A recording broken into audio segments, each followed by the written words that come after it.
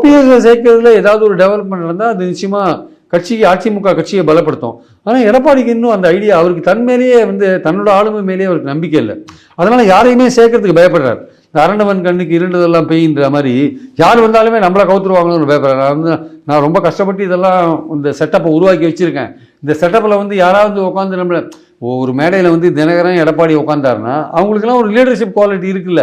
உன்னோட சமமான லீடராக நான் இருக்கேன். ஓபிஎஸ் உட்காந்துருக்காரு, எடப்பாடி உட்காந்துருக்காரு, சசிகலா உட்காந்துருக்கா, தினகரன் உட்காந்துருக்கான்னா அங்கே எல்லாருமே லீடர்னு பார்ப்பானே தவிர வெறும் எடப்பாடி லீடராக பார்க்க மாட்டான்.